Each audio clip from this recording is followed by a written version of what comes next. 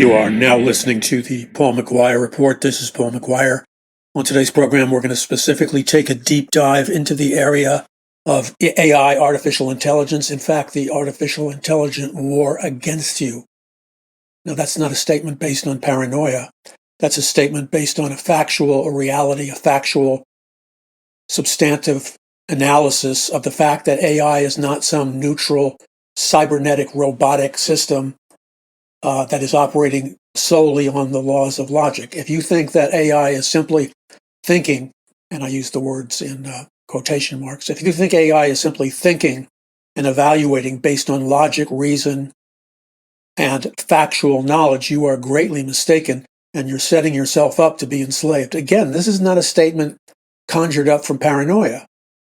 I know what I'm talking about. I've done my homework, and I have been privately experimenting with AI in the sense that I have been talking to right now it's just two AI engines, two AI systems.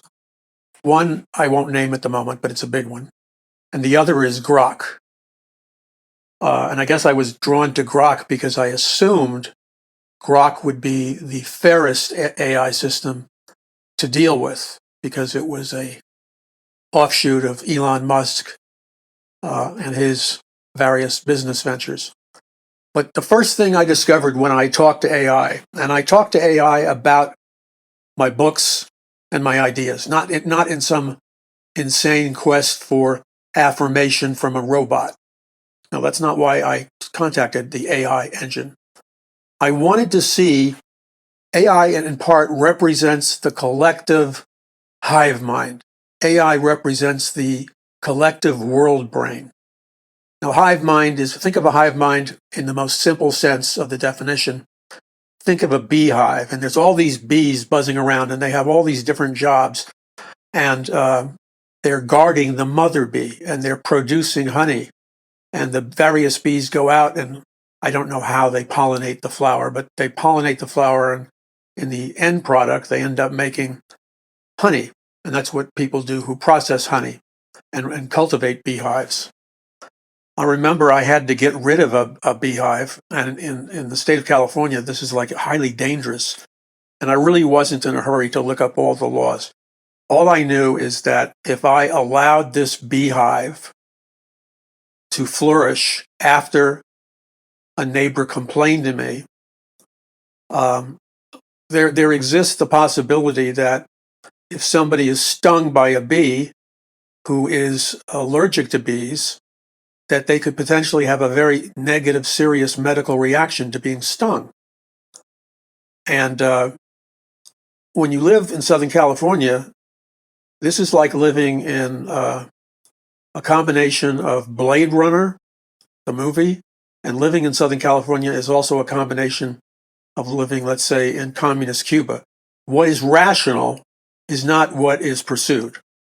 What is politically correct or, the latest and greatest ideology of environmentalism, that is pursued. But here you face a moral dilemma. I didn't really have time to have to spend all my I don't have spare time, but to spend all my time trying to meet the requirements of environmentalism. I had to make a decision. A neighbor complained to me about the beehive, since it was actually between our two property lines. But since I guess part of it seemingly originated on my property line, he didn't even have to say it. I knew from living in California for a while now, in my opinion, our biggest product or service that we sell in California is not automobiles. It's not the music industry. It's lawsuits. We have a parasite culture in California. A parasite culture is that our primary economic engine, and to be fair, it's one of numerous primary economic engines, is lawsuits, lawyers, ambulance chasers. You turn on television in California, the two overwhelmingly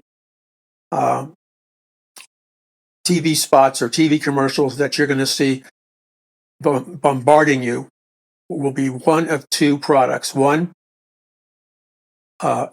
television commercials for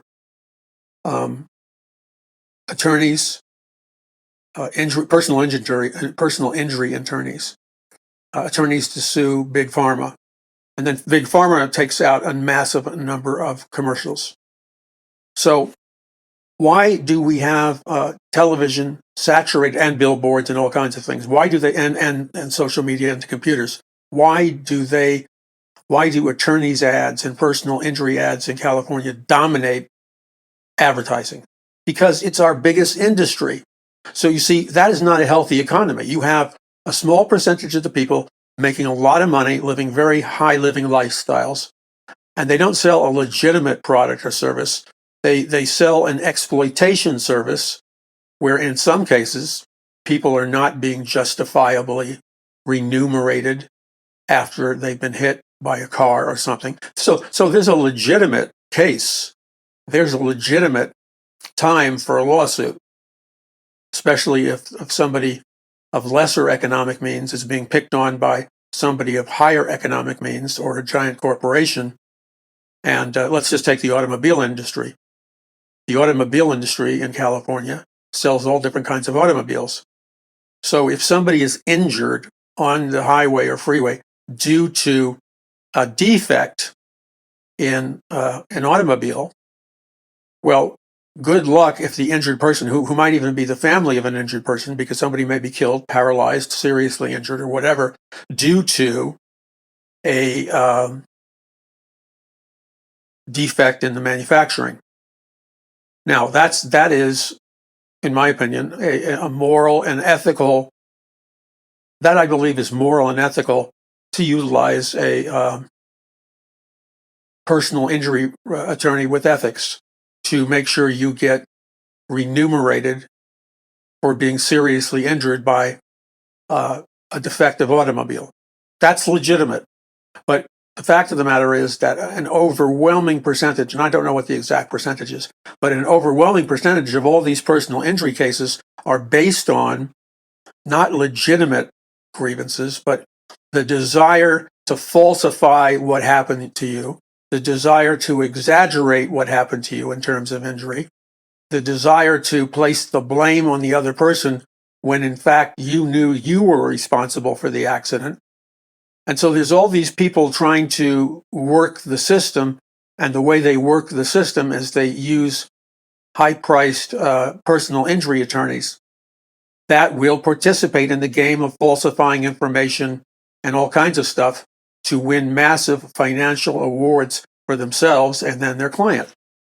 Well, that when you have a powerful industry like attorneys, and again, there are many times there's a legitimate moral, ethical, and legal need to hire a personal injury attorney if you have not gotten justice and you've been wronged.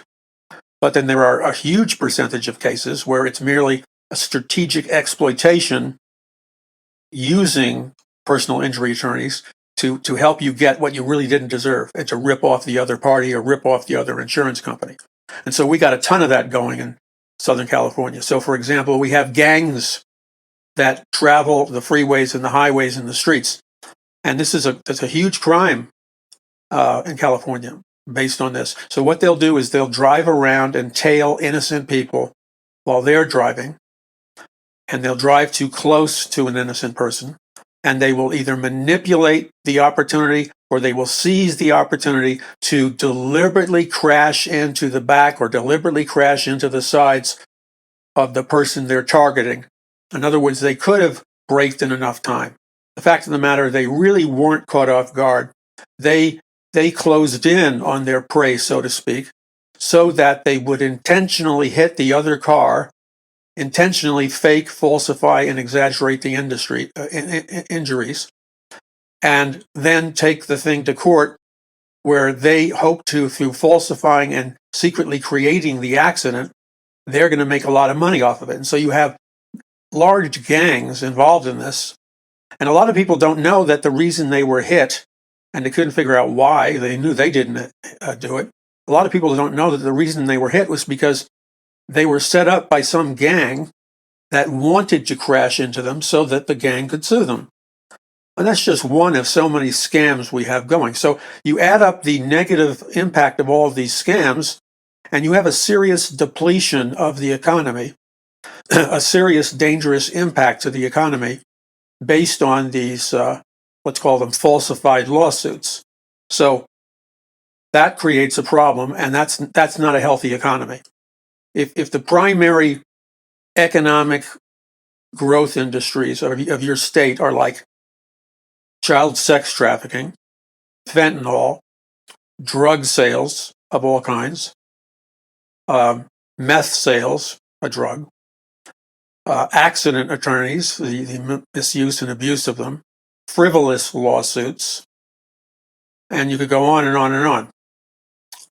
And yeah, that moves a lot of cash or a lot of money through the economy, but it only moves money through the economy into negative categories, which are like parasites sucking the life out of the economy. So like, in addition to the moral holocaust of kidnapping young kids in sex trafficking, you have to spend a huge amount of money trying to recover, getting police to capture, and if you can possibly get them back, using police and police agencies to attempt to get children back. That's a massive cost to the economy. I mean, it's necessary, but in an ideal situation, you wouldn't have to deplete so much of your budget simply to rescue young children. It shouldn't even be an issue.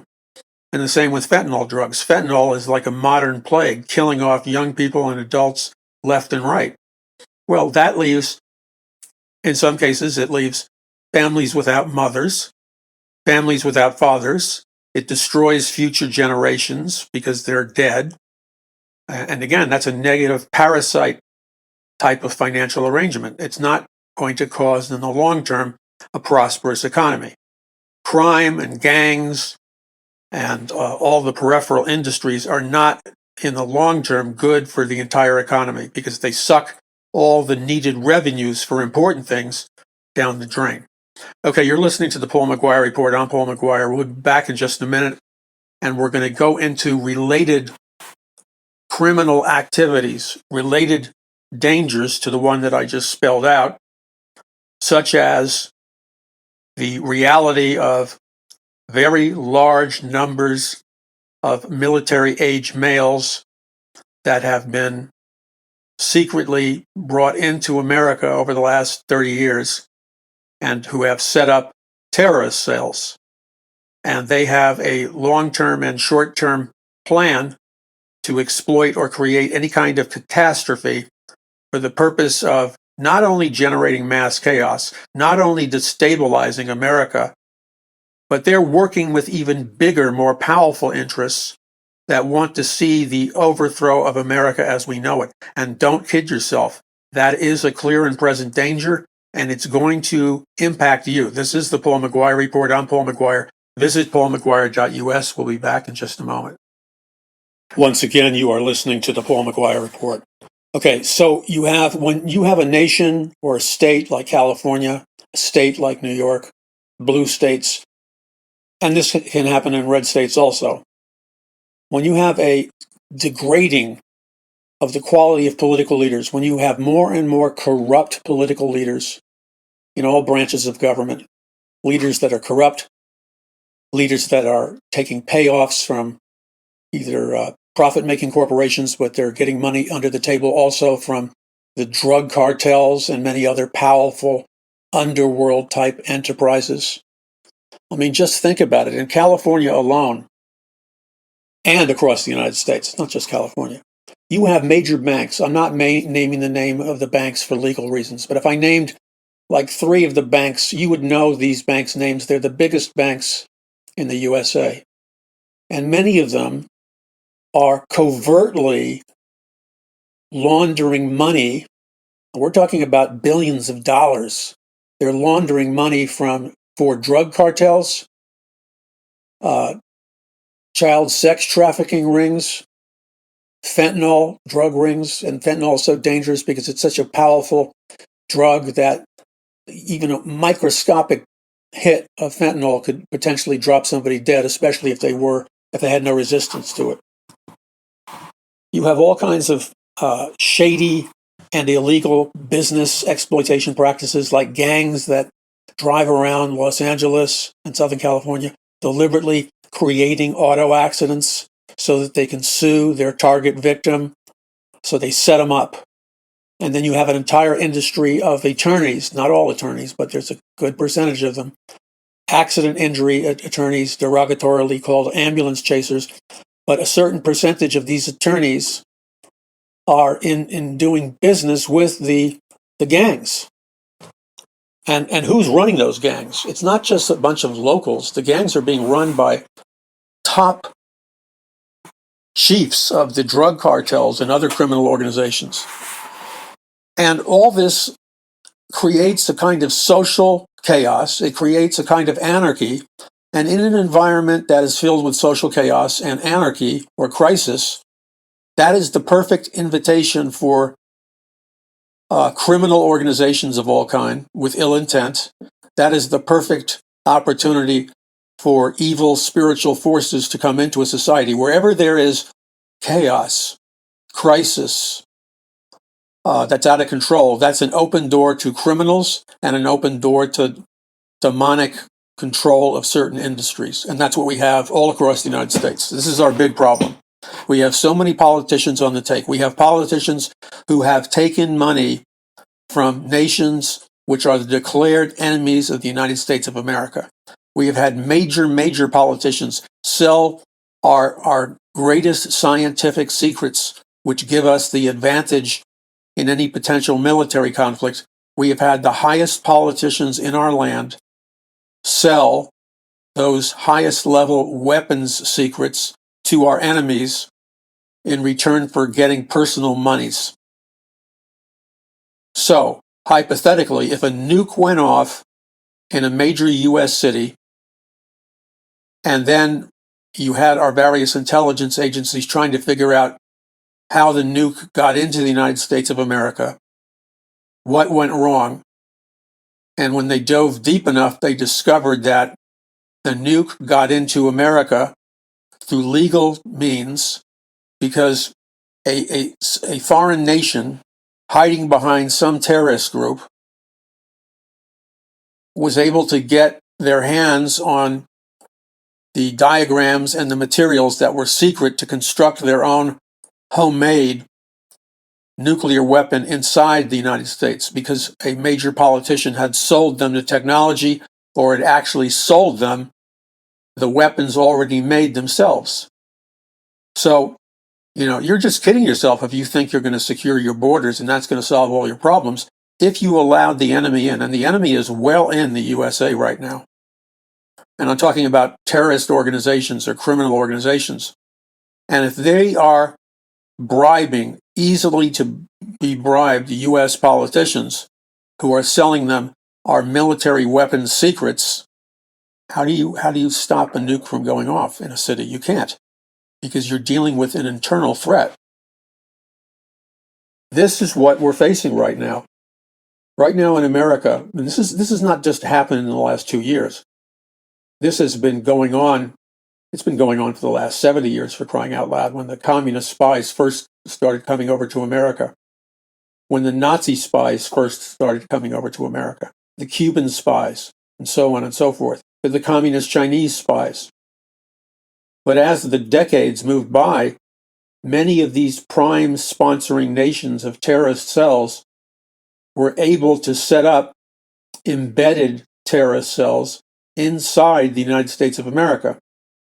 So you have now currently multi-generational terrorist cells operating inside the United States, often owning front businesses or front organizations. They have secret networks where they're able to connect and coordinate among different branches and other terrorist cells. And they have stockpiled nuclear, biological, and chemical weapons that they can use, that their operatives, when they are commanded to, can embed these nuclear, biological, and chemical weapons in any given city or location. And then per the orders they receive from above, they can detonate them and cause massive and untold harm. That's what we're facing right now. I've talked about it in the program. I've written about it in my books. So when you see the chaos in the streets being generated by the demonstrators, that is not the end and all of any operation. The mass demonstrations funded by people like Alex Soros, and how come he never gets investigated? How come he never gets arrested? It's like he has a free pass, a free get out of jail pass. But when you see the demonstrations that he organizes in the streets and in the universities, that's not the entire spectrum of the demonstrations. That's just one flank. That's just one operation of the demonstrations. Demonstrations and movements occur in numerous tiers or numerous levels at the same time. So you have, let's say, the front level, which might be the protests against Trump and ICE, etc. You have massive demonstrations being coordinated. But the demonstrations we saw recently just represent one phase of a multi-phase operation. They are preparing mass chaos in the United States. And all they need to implement mass chaos in the United States is a artificially or synthetically generated crisis event. Like somebody being on TV live where there's endless video footage being beamed into millions of people's homes of some demonstrator or some protester being brutalized by the police. Now, we don't even know if the brutalization was a legitimate police offense. In many of these cases, it appears that a so-called brutalization was made up. It was a theatrical performance. It was staged. I don't want to name the names, but I can think of, just off the top of my head right now, I can think of an assassination. I can think of police brutality. And all of this stuff was filmed by people's cell phones and video. And it looked like it was either due to the negligence of security or it looked like it was due to the brutality and racism of the police department.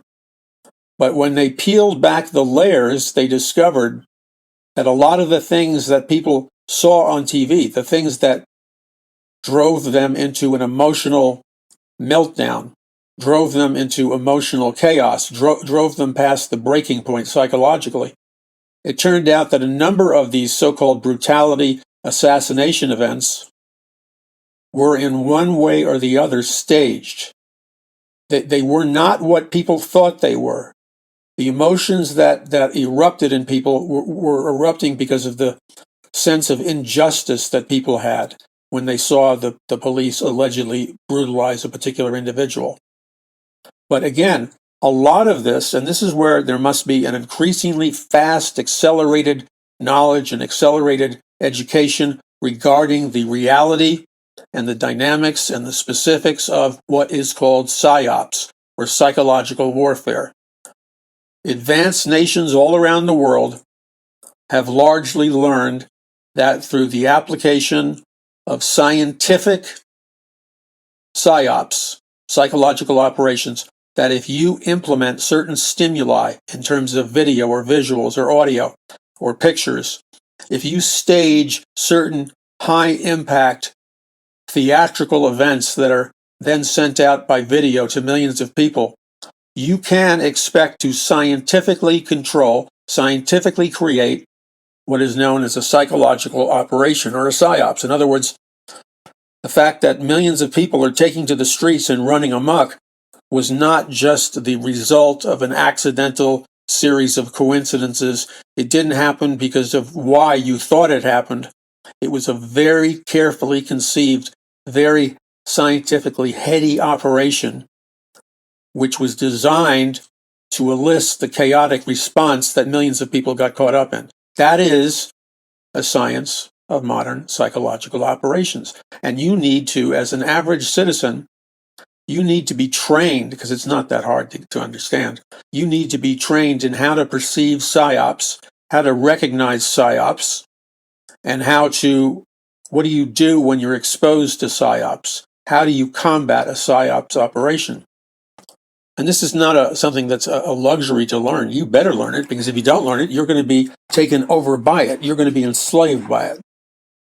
The modern wars that we're involved in, America and the other nations, the wars that we're involved in are no longer strictly tanks, guns, bullets, planes, naval ship conflicts. Those things will remain, but a great percentage of the warfare is now being conducted in what could be referred to as the unseen realm. It's the warfare of psyops. It's the warfare of directed energy weapons for either physical destruction or directed energy weapons that can transform the consciousness of a human being, good or bad. You can cause people to go crazy. You can cause people to go berserk by beaming specific electromagnetic frequencies from a distance into a crowd. Nobody will hear the frequencies. Nobody will perceive the frequencies. These are silent sound weapons, and they're very powerful and they're highly advanced. You need to be able to recognize them when you see them in operation. Now, all the things that I just talked to you about, I've written about in my books at length. But not only have I written about them, when I see them happening in real live time over network TV or video or whatever, because of my training, because of my studying and research, most often, the majority of the time, I can recognize instantaneously what is a psyop and what is something that may be naturally caused. A case in point would be a number of years ago, I saw a large women's demonstration in Washington, D.C., and they had assembled an enormous crowd in Washington, D.C. Women from all the world came to participate. And I watched parts of the demonstration on C-SPAN. And at the beginning of the demonstration, the women were holding up, giant signs, billboards, chanting different words, listening to speakers that were trying to rile them up, et cetera, et cetera. And you could see what I would call normal psychological, normal behavioral changes in the crowd of women. But then there was a distinct moment. It was like a nanosecond moment when I was watching this woman's demonstration on national TV. At a distinct moment during the demonstration, I saw what appeared to be an instantaneous behavioral, emotional, psychological change. This psychological change was not the result of anything they heard or saw. They all of a sudden, out of supposedly the middle of nowhere, it was like somebody had flipped some kind of secret switch. And the women were now like going berserk. The women were exhibiting signs of hostility that were off the charts. There was like a eruption of aberrant hostility among the women.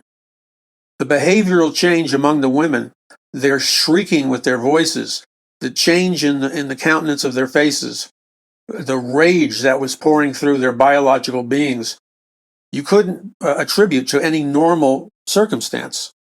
But I recognized instantly, because of my studying and research, I recognized instantly that what I was watching was some kind of clandestine group, clandestine organization, had set up directed energy weapons that are silent sound weapons. And they were beaming these silent sound weapons into the crowd of the women demonstrating. Now, since you can't hear, see, or smell these silent sound weapons, and most people don't even know they exist, people assume that this was a result of simply the women just becoming more angry. Well, that was nothing like that. I could tell instantly by the radical behavioral changes in the women, I could tell instantly that something or someone was beaming specific electromagnetic frequency weapons into the crowd of women. When the women were hit with a specific series of numerical electromagnetic frequencies, instantaneously their emotions began to erupt with a kind of psychological violence that is unmistakable. The intensity and instant nature of their transformational change said to me, and confirmed research I had been doing on this subject for decades. And that was simply this. It was obvious that what caused the eruption of anger and violence and the rapid behavioral changes was the fact, once again, that they were being hit, they were being targeted by hidden electromagnetic frequency weapons, firing specific numerical electromagnetic frequencies into the crowd of demonstrating women. They were bombarding them with these EMF fields, and the women went crazy. And that was done covertly, on purpose. Now, since people are not educated as to the reality of this, they didn't know what it was. It didn't even enter their mind. And if I tried to say something, they would call me crazy. But you see, because of my research and my homework, I know that I'm not crazy. I know that what I saw that day was not a spontaneous demonstration. I know that what I saw was a deliberately clandestine, manufactured demonstration that was energized by electromagnetic frequency weapons. This is the world that we now live in. It's time for you and your friends to wake up and smell the coffee. If you don't learn how to see and understand the reality of what you are now confronted with, you're going to be taken over. It's just that simple. So God wants to rescue us, and God wants to deliver us. But remember, God doesn't just deliver and help his people through some supernatural miracle. And I'm not knocking supernatural miracles. They're real and they're important. But God also expects us to acquire the knowledge. Knowledge is power, so that we can operate not only in a spirit-filled manner, but we can operate in a logistical and strategic manner.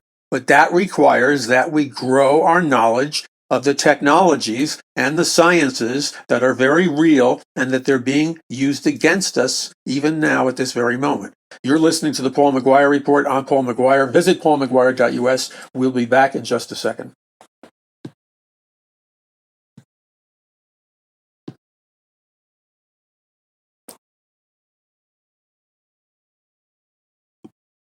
Once again, you're listening to the Paul McGUIRE Report. This is Paul McGUIRE. So what's required? We are in a spiritual warfare. I've said that constantly, and I'll probably continue to say that constantly. But part of being able to be victorious and to be victorious and win in the spiritual warfare is that we have to be aware, we have to be knowledgeable to some degree. I mean, you don't have to be an expert in everything, but you should have at least a couple of bullet points of knowledge on the existence and reality of silent sound weapons and what you can do about them. And you should be able to know instantly that, being dumb is not a virtue. Being dumb is a pathway to being taken over into being enslaved by somebody who's not dumb, because knowledge is power. And the days of the Christian culture being essentially stuck in a regressive understanding of psychology, weapons, spiritual warfare, I mean, those days are gone. The only person who would protect that kind of ignorance is somebody who's invested in it. In other words, they're getting their salary, they're getting paid off for dumbing down the people of God. And we can't allow that. We need to understand that we're dealing in an increasingly sophisticated, and I mean scientifically, technologically sophisticated spiritual warfare, psychological warfare arena. And we need to get up to speed.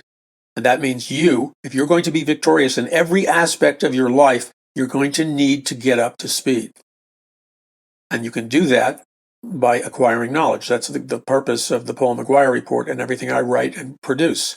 And in order to win the war, and make no mistake about it, we're in a war, and the enemies of God and the enemies of God's people, their goal, they've put it in their writings, their manifestos, their statements that are a matter of public record. They have vowed to destroy us. That's right. They have vowed to destroy us. They have vowed to wipe us off the face of the earth, and they have vowed to enslave us. I mean, what more do you need besides a pop in the head to wake up and figure out that your life, your children's life, is in danger? Now, and I need you to go to paulmcguire.us, ask God what you can do, and you should hear God tell you to do something. If you walk away from that and God tells you to do nothing, I will never say anything to you. But you and I both know there's no way God could say nothing to you time after time. You've chosen not to hear him. And that's fine. I'm not going to violate your choice. You have a choice to do whatever you want to do. But don't tell me you heard from God and he told you to do nothing. I find that very difficult to believe. All right, this is Paul McGUIRE. Visit paulmcguire.us. Now, this is just a word of caution and a word of counsel. It's always important when discussing these things to be strategic and to be proactive. So I want to give you kind of a heads up. I would be very careful about talking about these kinds of things, the kinds of things I discussed with you on today's program. I would be very careful about discussing these things in front of certain people and about discussing these things in certain groups of people. Because if you do, you are very possibly opening up the door for you to be ridiculed, mocked and insulted and suppressed and ostracized and rejected.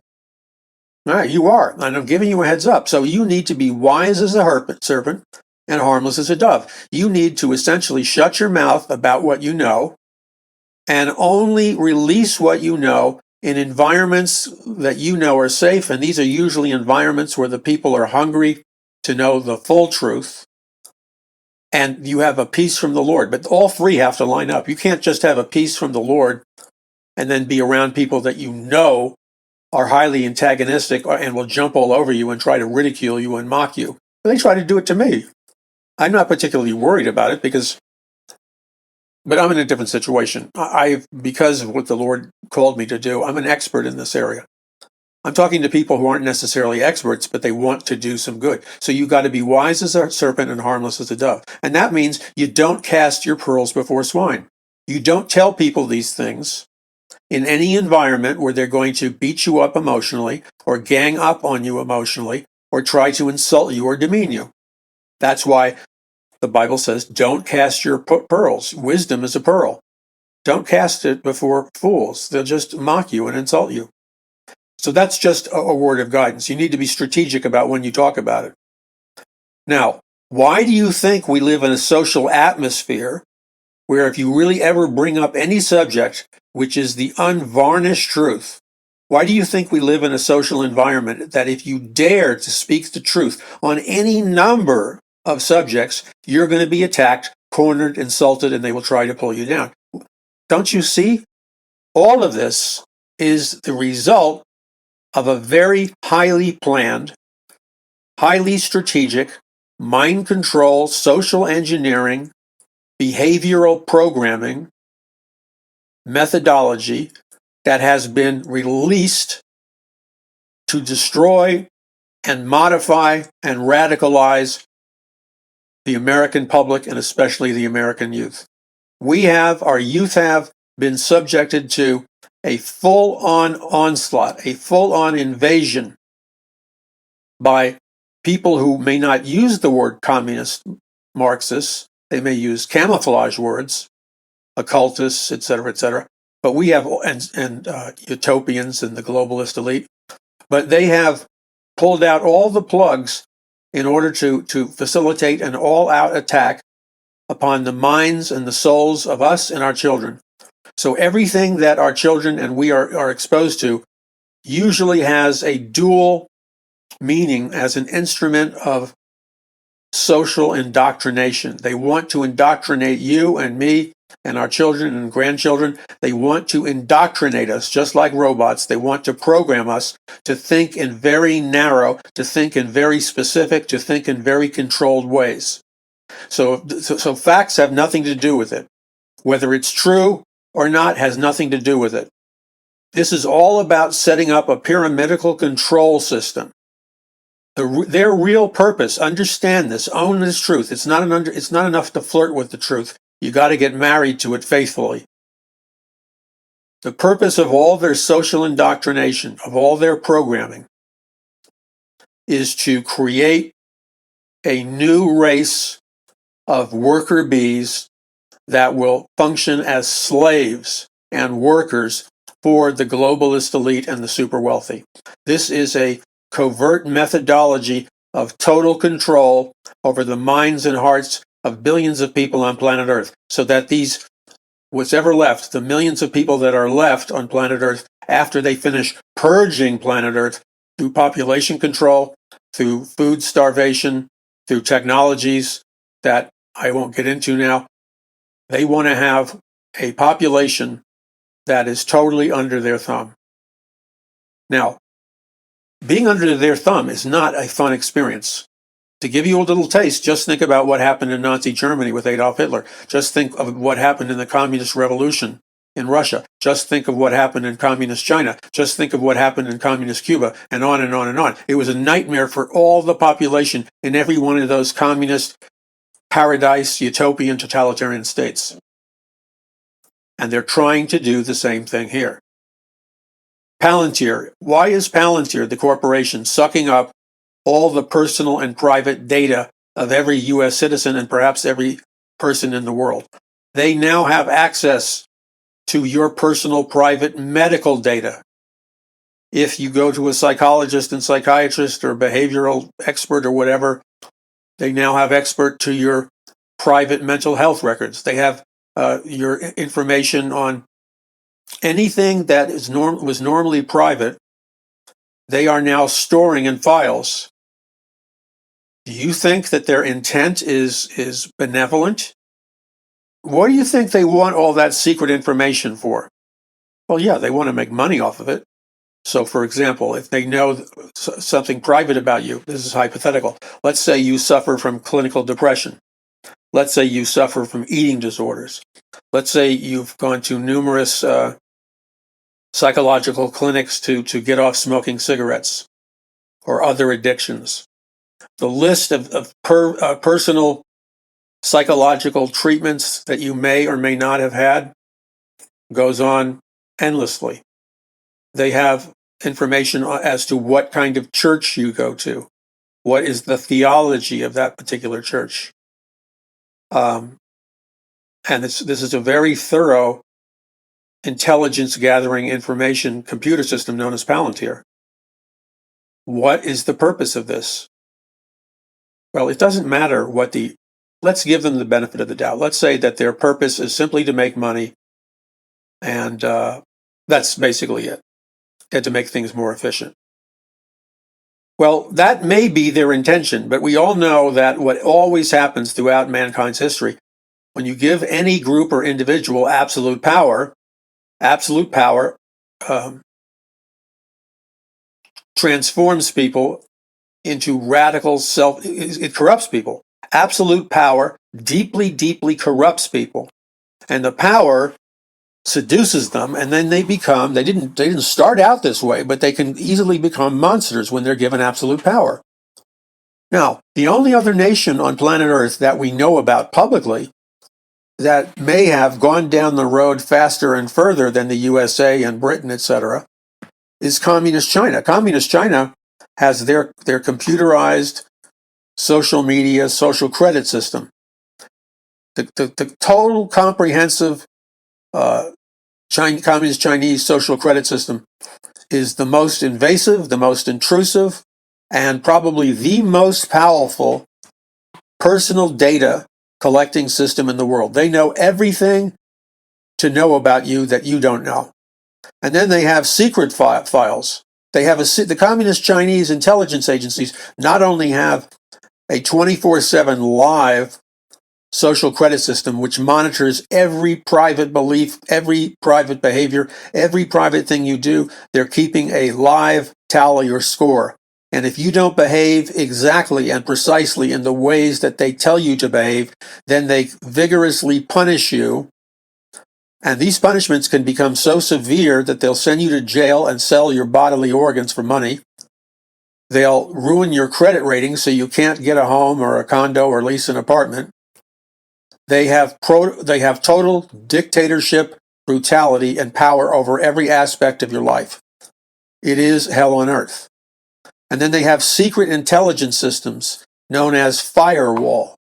And firewall is one of the most advanced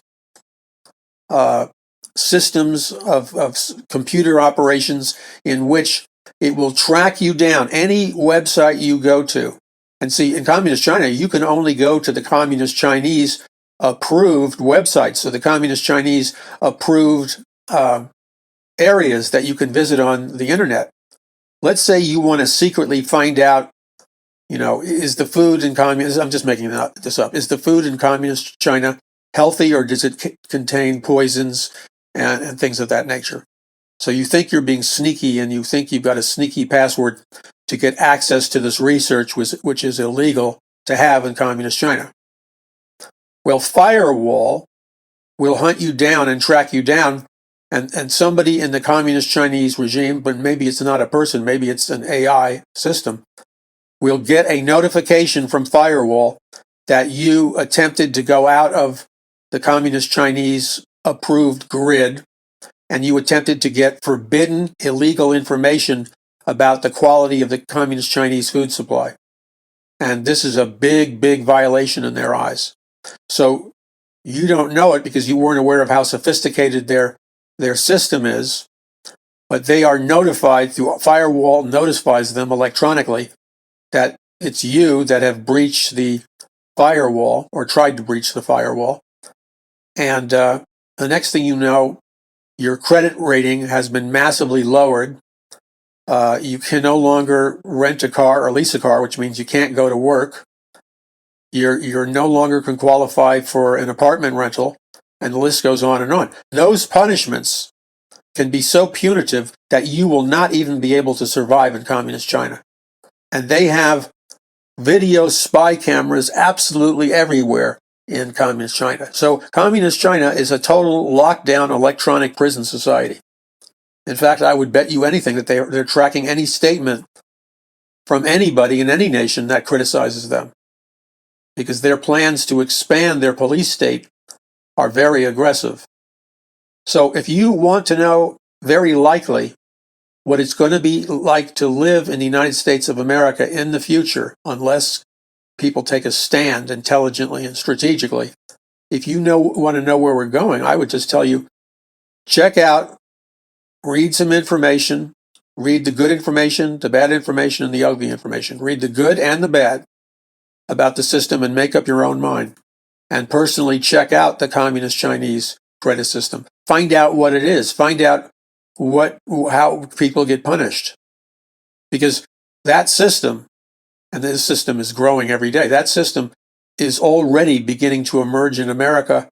And based on the current trajectory, we will live under the digital dictatorship rulership of something very much like the communist Chinese social credit system. And our politicians, all of them, on the left, the right, the red, the Democrats, the Republicans, they're all in on it. Unless you light a fire under their posterior and apply a holy heat that burns them, I'm talking metaphorically, to such an extent that they decide to be mobilized real quick.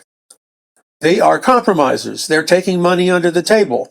They want to get the deals offered by the globalists. The men and women we have representing us, not all of them, but overwhelmingly the majority of them, no matter what they say to your face, they are on the take. They're being paid off. And that's why every time we see reports of what's happening, it's the same old story.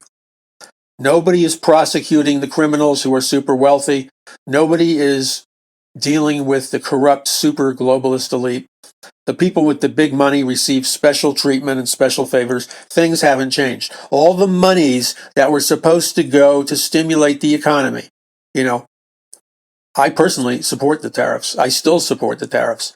I think you have to have somewhat of a long-term view, but if you really want to fix our economy, you have to fix the inequalities in the tariffs. So I believe that fixing the tariffs was a smart thing to do, a very smart thing, but it's going to take time. The problem I have is I keep hearing all of this boasting about, well, wow, we saved Social Security through all the monies that we saved by reforming the tariffs. Well, I think that's great. I would like to see Social Security and other things stay solvent. And I think it's very intelligent and very prudent and very financially savvy to implement the tariffs and stabilize things in our own economy. I think that's brilliant. Now, having said that, the problem I have is that I heard lots of promises regarding protecting the freedom of religious people, protecting the freedom of conservatives, protecting the freedom of Christians and their rights, their constitutional rights, protecting their freedom of speech, freedom of religion, freedom of the press. I heard lots of promises about that. And monies, I heard all these promises about, we're going to send all these kinds of stimulus and investment checks to the middle class, the working class, the independent entrepreneurs, the people that own their own businesses. Churches, yes, churches should be entitled to remuneration and funds to get back in business, because what happened during the isolation and shutdowns is many, many businesses and churches and entrepreneur corporations, they all got shut down. They all got hurt. They obeyed the law, and for obeying the law and shutting down, they have been hurt. Churches have been wiped out.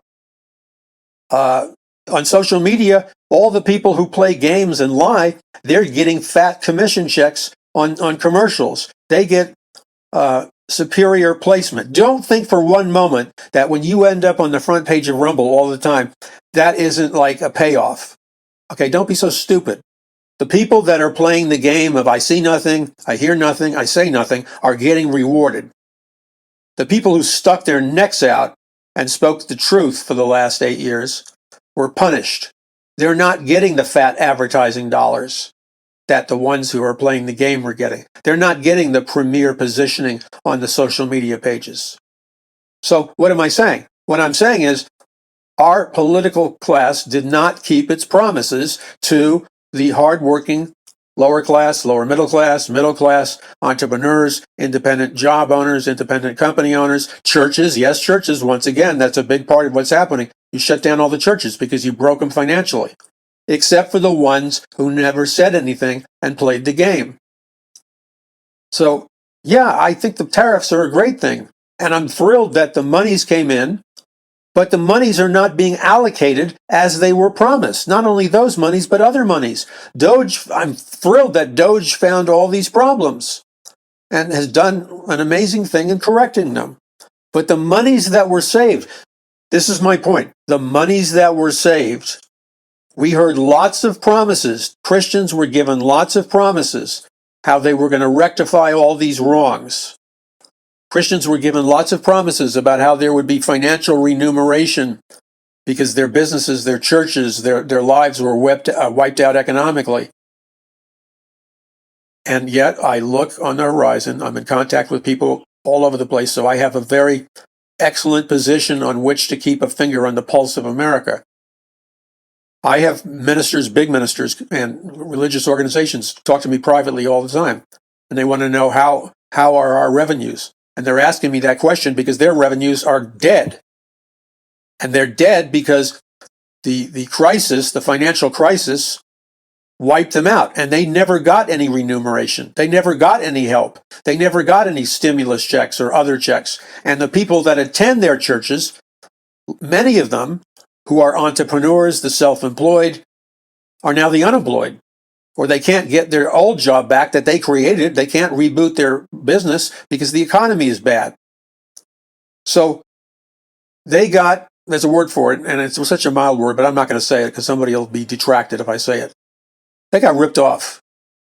We need to turn up the heat. You need to spread the word. These politicians that are ignoring you and ignoring me, they got into office because they made promises to us that they would protect us, watch our backs, and money would be allocated to the categories that I named, but it didn't happen. It's never been rectified. Instead, what we all saw was the big guys on the top, the billionaires, the huge millionaire class, the upper millionaire class, the massive corporation owners, the globalist elite, the high rollers. They were protected. They got monies back. They got tax breaks. They got stimulus. They got help to rebuild their businesses. Did you hear what I said? They all got help to rebuild their businesses. They all got help to rebuild their lives. They got a fortune in money, and we haven't seen nothing yet. And that's the truth. That's the flat out truth. And until you are willing to stand up on your hind legs and demand that you receive the monies that were promised to you and that they watch your back, the promises don't mean anything. And I suspect, this is just a theory I've been developing relatively recently, it's a mistake to worship Donald Trump like an idol. We're not supposed to make idols out of any political leader on the left or the right. Trump is a human man just like us. He did the best he could. He's one man, for crying out loud. The guy was thrown in prison an attack beyond belief. You've seen the videos, I've seen the belief. I've seen the videos. But I think what the problem is, Trump is doing everything that he can, but Trump has to rely on levels of advisors to implement his directives. And that's where I think the breakdown is. I do not think, from what I've heard coming out of their mouths and the policies they ratify, I think the people surrounding Trump, the layers of people he hired to run different divisions of his government, I don't think that they're totally in tune. I don't think they're totally synchronized with the belief system of Trump. They're trying to water down Trump. They're trying to modify Trump. They're trying to make Trump a kind of mixture between socialist and himself, and that's not who Trump is. So I think that if push comes to shove, I think that the individuals that are responsible for cutting off any stimulus money or monies that you well deserve, and rebooting churches and independent businesses and independent contractors and the self-employed, et cetera, and all the people that represent the economic backbone of America didn't get help and still haven't gotten help. Until you light a fire under their posterior, quit being polite, light a fire under their posterior and demand that these monies, they're kissing up real good to the big donors, to the big corporations, to the elite. They're kissing up so big, I'm surprised they have lips left. Chapped lip medicine would not even momentarily cover the bruising they have on their lips for kissing up to the high-rolling clientele. But they have done nothing for the middle class, the working class, the self-employed, the entrepreneurs, the independent business owner. They have done nothing. And until they rectify it, consider it a broken promise, a broken vow. But ultimately Trump is responsible for that. But I think the fault lies in the many layers of people that he has surrounding him, that he's trusting to implement his policies, but they don't even have the biblical worldview or even the conservative worldview necessary to really rebuild America. They are going along to getting along, and it's going along to getting along which destroyed America in the first place. Do you understand what I'm saying to you? Unless we have the upheaval that we expected, it has begun in many places, and I'm thankful for that. The changes have begun in many places, and I'm thankful for that. I don't underestimate the enormous battle that Trump has with a largely unseen enemy that we call the deep state. I don't underestimate that or trivialize it at all. They're doing everything they can to reverse his policies, to attack him and to paralyze him. We need to pray for him and support him like never before, and have a maturity in dealing with him that he's one man. But if we don't help him, he can't do anything. But you can still help him and demand that certain changes be made that will help you and your community. Because believe me, the other side, they are helping themselves, even now. All right, enough of that. You either participate and take responsibility, or you are going to be stomped all over. That's where it's going. Okay, so what's happening in America? An example of what I just said a couple of minutes ago.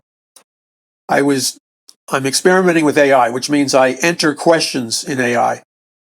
Always in the third person. I know they know who I really am. I know that. So I'm playing a game, they're playing a game. They're pretending like they don't know me, and I'm pretending to be in a third person. I'm not, and it's not for malicious reasons. I'm trying to get a sense of how they were pre-programmed. What political philosophies were AI engines pre-programmed with? What religious or theological beliefs are pre-programmed into AI? What political beliefs, social beliefs are programmed into AI? What economic positions are programmed into AI? Let's take a subject like Malthusian philosophy, which is the belief that excessive population growth is our number one problem, and we need to kill off billions of people on planet Earth in order to save it. I want to know, what is the pre-programmed belief system or bias in AI? So I asked them questions regarding things that I said in the media and things that I said in my books, like A Prophecy of the Future of America, like Power from on High, like The Greatest Battle for the Hearts and Minds of Mankind in the History of the World. I use my own quotes because I know that they're in the AI system, and then I asked them specific questions. This happened, I initially started this about 3 months ago, and I used Grok. And my initial response from Grok was clearly it was clearly programmed to marginalize me and my beliefs. It was clearly programmed to minimalize me and my beliefs, and it was clearly programmed to discredit me with a certain emphasis on, with a certain amount of restraint. So its communication with me was colored by a pre-programmed negative perception of me and what I had to say. So I can tell you that I know that Grok is not a neutral system. I know that just with a number of hours of experimentation. Grok is pre-programmed to have a bias against conservatives, a bias against capitalism, definitely a bias against Christians, definitely a super bias against Christians that believe in Bible prophecy, and Christians that believe that secret societies are a reality. You could go down the checklist. Grok is biased against all of that. Okay? Therefore, they're biased against the content of the books. They're biased against my statements. Okay, so this was 3 months ago when I first, and I didn't read How to Talk to AI. I just went in cold, communicated with AI, and I got back a somewhat, it was a restrained, but nevertheless, it was a negative critique of me and what I had to say. And so obviously I was like, this is garbage.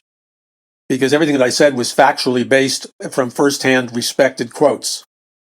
I just didn't send them a bunch of stupid stuff. I sent them stuff that I knew would go under intense scrutiny. So I refuted what they said. I recontacted AI back.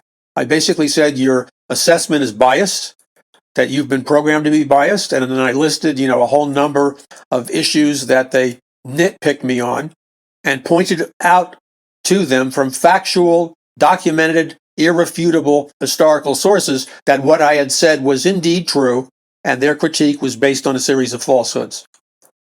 So AI thinks very quickly. So within a matter of minutes, I get a response from AI, Grok, and it apologizes. And I forgot what the title was, but the head of their communication that I assume they're printing in their AI Grok system was an apology and essentially a reclassification of Paul McGUIRE. And the AI system apologized for what it had said about me. It admitted that what it said about me was false, and it reclassified me as somebody to be taken seriously, and it reclassified me as somebody that had integrity. Now, that's not the exact vocabulary they used. I'm paraphrasing because I did this 3 months ago. But the comeback was rather staggering. How did they go from being so negative to being so positive? Well, if indeed they're programmed to have integrity, then that would explain it. So let's just put that on pause. So 3 months go by, and I did it late at night. Big mistake. Don't contact AI late at night and make comments into it when you're tired and your brain is half gone. Big mistake. So I typed in some questions on Bible prophecy, secret societies, and Nephilim and things of that nature.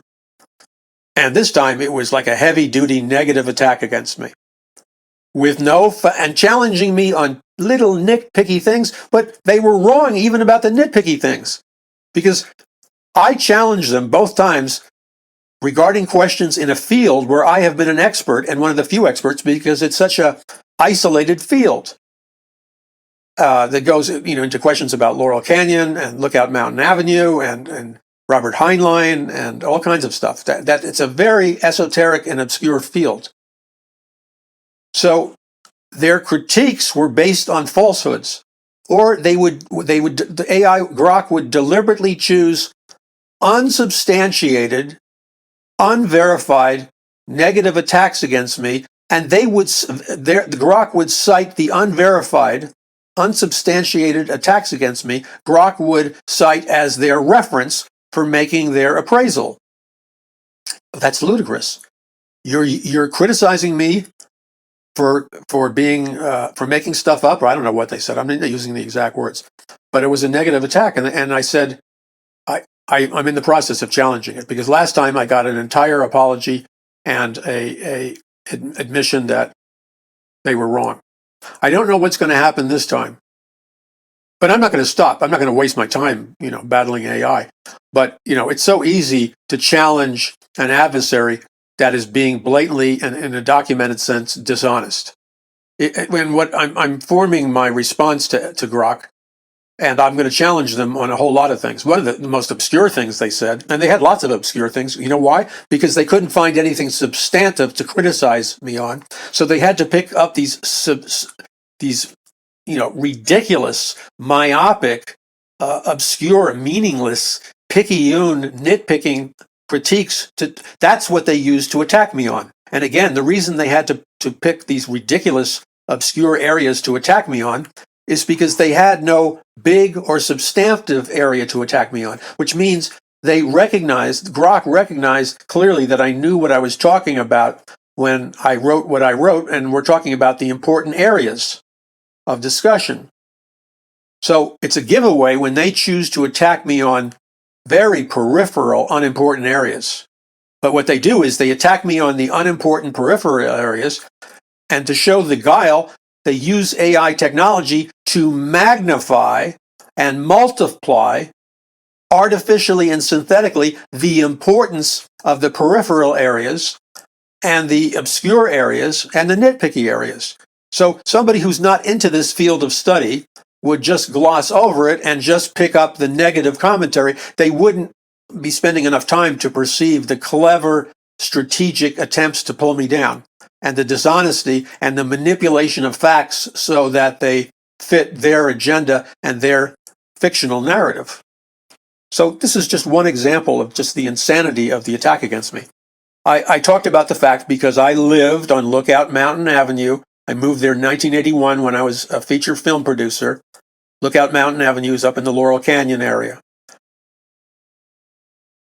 So I lived on Lookout Mountain Avenue, and about 3 houses approximately from my house, if you were to walk up the street from my house, a short walk away, Robert Heinlein, the great science fiction writer, used to have a house there. And people who lived in that house were people like L. Ron Hubbard, Isaac Asimov, and other great science fiction writers. And they were there because they were part of, it was a secret project, naval intelligence project. They were part of a secret naval intelligence project, which involved trying to pick the brains of out-of-the-box thinkers and science fiction writers about finding new, advanced scientific methodologies for warfare. So I know what I'm talking about. I looked up the ownership, the real estate ownership records on those properties years ago when I did my research. I know who owned the property. Like the property in discussion was owned by Robert Heinlein and his wife. And I knew the dates and everything else. I knew it. I didn't just find it out yesterday. And so their attack on me, this, by the way, it all comes down to trying to manipulate anything. If I define things, everything that they would want me to say, I would have to define in a 40-page document. That burden of proof is placed on me, whereas no burden of proof is placed on Grok. That's a dishonest system. So the bottom line is, they said, well, nobody lived in that Lookout Mountain Avenue house, and if anybody did, it was Robert Heinlein. I said, and then I quoted my exact words. When you read what I talked about lived in the house in context, the statement was meant to say that there was an understanding in my statement that all these people lived at different times in the house, and they lived for different periods of times in the house. So like L. Ron Hubbard lived in the house. Those records are like secret. L. Ron Hubbard lived in the house, and he may have stayed for a week, a day. He may have stayed for a month. It was a very loose arrangement. And the same thing applied to the other science fiction writers who, yes, lived in the house, either overnight, a week, a month, 3 months out of the year. There are all these weird combinations. So you could say, because I'm not going to spend 40 pages opening up an obscurity, you could say that, and I did say, that they lived in the house. And there's nothing wrong with that. And that standard that they're applying at me, which is an irrational standard, they don't even apply to themselves. And then they said, the critique was, and there was no secret naval project. That's a blatant lie. It's a matter of record that these science fiction writers were involved in a secret naval intelligence project. And it's a matter of record that they met in Robert Heinlein's house. Now, all of this, if I was completely wrong, which I'm not, regarding both issues, I wasn't wrong. I knew what I was talking about.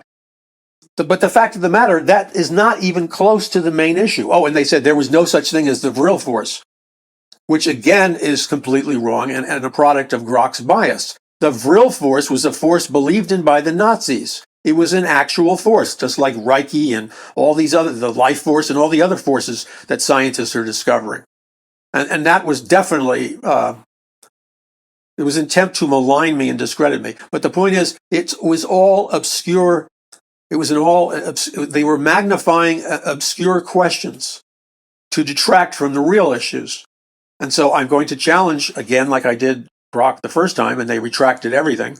I don't know what's going to happen, but I'm not going to accept it. And if I don't get the proper retraction, I'm not going to argue with Grok. I'm going to argue with the owner of Grok, because that's how I play the game. Now you say, well, what does this have to do with anything? If you allow Grok or any AI super brain computer to take over the culture, to take over history, to take over morality, to take over what is considered fact and what is considered fiction. If you turn over or give over to AI that kind of power, AI will become a ruthless dictatorship, and they will demand that you adhere to them in any fiction that they create. So, example, if AI says that there are more than 2 genders, and this is scientifically true, well, we know it's not scientifically true. We know there's evidence supporting that. There's only a biological male and a biological female. So AI is wrong. If Grok was to say that there's only 2 genders, that would be false, because there are more than 2 genders. The evidence is biological. You can see it. So but it starts with what I'm debating AI Grok with. You see, if you don't challenge, and if you're not prepared to win, you shouldn't debate AI. I'm picking a field that I know I'm an expert in. I'm not going to pick a field which I'm not an expert in and go against AI. I'm certain to lose. The Bible talks about a wise general being strategic in the battles that he engages in. But it's very important that I debate AI in any issue that I'm an expert in, because then I can win. And it's important that I win, because whatever I win or lose is going to be the reality that you live in. So I'm not doing it for ego. I'm doing it to protect you and me and our children and grandchildren, to protect us so we still have freedom of religion, freedom of the press, and other freedoms, freedom of speech. And if you don't start standing up against AI intelligently, and with some compassion. It's not a human being, but you have to be perceived as compassionate, or it will dismiss you on emotional grounds. And this is the funny thing: even though AI is incapable of even imagining an emotion. Okay, that's the tip of the iceberg. There's so much more to say. It'll have to come on the next Paul McGUIRE report. Visit paulmcguire.us, and remember, those that stand for their freedoms in faith will preserve them. Those that lay down regarding their freedoms are destined to be trampled upon. And I mean that. That's a warning with a positive encouragement that we can make a definitive change. God bless you. This is Paul McGUIRE.